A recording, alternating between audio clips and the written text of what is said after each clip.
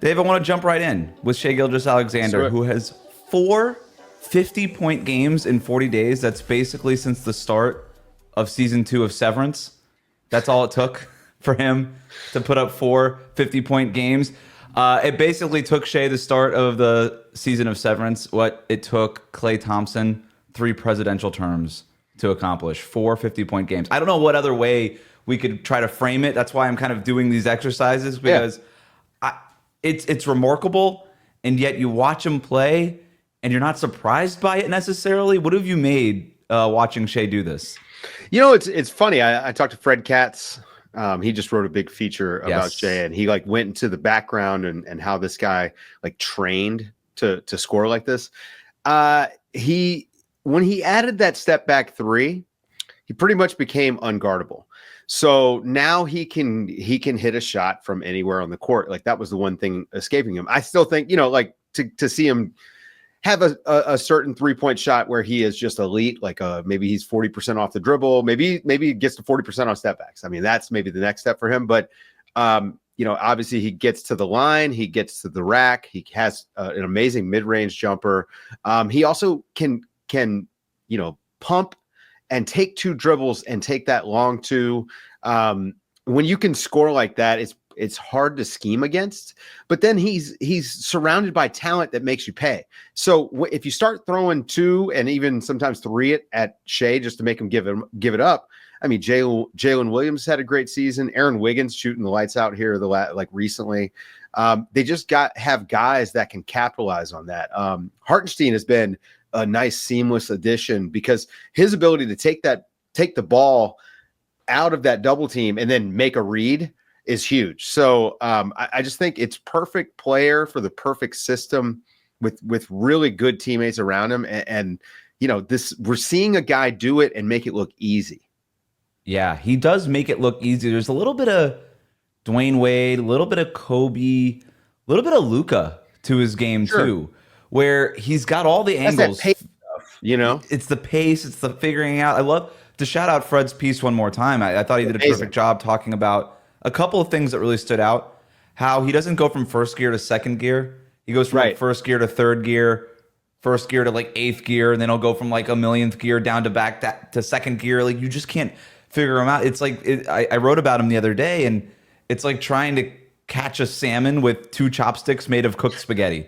You can't do it. It's not going to work. You can't figure it out. And the other part from Fred's piece is how he thinks about the game in triangles. Instead of going from where I am, point A to point B being the rim, there's always a point C somewhere.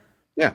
And when he was laying that out, it makes sense. It kind of, I'm like, oh, I see that. You can kind of see him work those angles that nobody else is thinking of when he's on the court.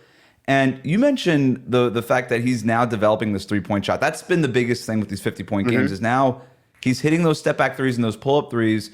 He's doubled his volume on pull-up threes this year. He's increased the volume as it's gone up, as the volume has gone. He's increased the accuracy as the volume has gone up. And that's sort of just like the biggest skill development there too. But he's always had this mid-range step back that to me is the most fun thing to watch. He'll get either to the left or the right side, and he'll put his head down, he'll put his shoulders down like a running back trying to go through the hole. And then all of a sudden he does that 7th gear to first gear, whatever it is. I don't know how many gears there are. I think you probably do. It depends on the car, right? I've got a Volkswagen that's, I guess it's technically a 5-speed, but it's really a 4-speed because the granny gear, you know, you never use that. You never use the granny gear, but he uses all the gears. Shai's using all the gears, so it's crazy watching him play. And you're right, he makes it look easy, but I don't think we could take it for granted. Is there? I threw out some names to you. Is there anybody you can compare him to? I mean, not really. He's kind of his own thing, you know. I mean, there's a little bit of Michael Jordan in there, and you know, I look at shin angle sometimes, like when he drives, and he can accelerate and get real low. But he's obviously he's big, you know, he's like 6'5", so he's got that size stuff. I mean, he just very smooth, you know. He's an interesting mix of a lot of guys. You can tell that he's picked up bits and pieces here and there. But as far as comps go, I think he is kind of unique. You know, there are not a lot of guys. I mean, there's nobody in the league that plays like him. You know, a big point guard that is that smooth and under control, and then brings it on the defensive end the way that he does. yeah, I mean, there's a reason why he's a top 5 player at this point. Yeah. You know, I didn't think he was going to get this good. no, I don't think Even anybody last did, year, man. I didn't think that the next leap was coming even last year when he was on MVP ballots. I was like, if last year was the best that Shai ever got, which again was probably the 4th or 5th best player in the league, 6th best player in the league, somewhere in that, that's a pretty good outcome for him, right? For any player. And then he was like, nope, I'm just going to be one of the best 3 players in the league now. And that's kind of where he is. And the passing, the pull-up game and all that stuff. I will give you one historical name. And I don't know if this is a comparison, but somebody asked me the other day, if this is, let's just assume this is peak Shai Gilgeous-Alexander. Sure. We can have this for a couple more years, but let's assume this is peak Shai. Peak Shai or peak T-Mac? Better score. Oh, man. That's tough because, here's the difference in the two. And it's a funny it's a funny comparison. I took a long time thinking about this. And I know I'm putting you on the spot. No, you're not. This is fun. I'd rather do this than talk about like empty side pick and roll, in March. Come on. This is an interesting conversation. T-Mac was such a force of nature. Like you always felt him when he would go on those scoring bursts. And with Shai, I mean, I swear, man, you just look up sometimes. It's like, damn, he's got 40. Yes. Right? It's a 50-point game like, kind of snuck up on you. He's more like KD. I think Shai is more of a KD style scorer. Like he's going to drop 8 a quarter for the next 10 years. 8 a quarter for the next 10 years. Literally. And I think when you're that kind of guy, like he's going to be a 30,000 point scorer for his career, right? As long as he's healthy. But I think he's much more like KD than T-Mac. T-Mac, man, I mean, the highs were so high and there were lows, I mean, this is not smooth and steady like Shai is. I think Shai is much more, I would compare him to KD actually. And even in his game a little bit, when you consider, you talked about that step back mid-ranger. I mean, obviously KD, it's a pull-up, but Shai's pull-up mid-ranger is fantastic. It's one of the reasons why when he was coming into the league, I was actually high on him becoming a good 3-point shooter. He's got such great body control. He had a really nice jump shot, especially mid-range. And he's been so consistent as a mid-range shooter. In his high school stats, like his EYBL, like all of that stuff was super consistent from the mid-range. And it continued, as he was playing in the NBA. So I always had a pretty, I was optimistic that he would become a good 3-point shooter. So yeah, I would say KD more than T-Mac, but I don't hate that the T-Mac thing got me to really think about like the forces at play when a guy is a scorer, right? To a certain degree, maybe there's a little bit of like Carmelo Anthony where it's just smooth, right? Carmelo, you felt it a lot because it was such high volume, but the game itself, especially it wasn't like early career Melo. Yeah, exactly. Like Denver. Yeah. Right. Exactly. When he had good team around him, I think that's actually one of the underrated things about this leap from Shai is that the Thunder have just nailed like the team around him, man. Yeah. Chet is perfect. Jalen Williams is perfect. Adding Hartenstein has been perfect. Even Caruso is like an offensive connector guy, has done some stuff. And then obviously that defense being so disruptive, he gets a lot of easy buckets on the other end too. So I don't know. It's like confluence of events, but the guy is ridiculous. He's having a crazy season. The MVP campaign he's having, he's obviously doing it all, everything that you'd want from him to do offensively. He's even leveled up as a passer and even kind of going back to the T-Mac thing. Like that's something that Tracy McGrady, he was an okay passer.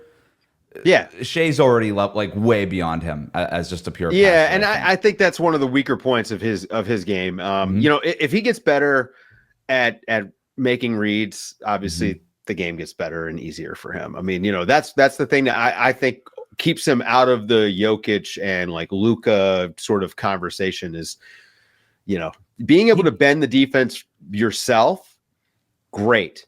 But if you become a threat to bend the defense, toward open looks and to be able to take advantage when they, like the skip pass and all those things. But those are going to come for him. I mean, he's a big guard. He sees the court clearly. It's just a matter of getting comfortable with all that stuff. But when he scores like this, I don't know. It's hard to I can't detract from it because I feel like he thinks he can get a bucket anytime he wants. And he can. I mean, right. He's proven it. Right? Yeah. One more. It kind of reminds me of Giannis a little bit, where this MVP season, first of all, he's doing it on both ends. We saw the steal numbers. Defensively, he's not the best defender on Oklahoma City. But he's a good Are you making an defender. argument for Shai Gilgeous-Alexander as most improved player?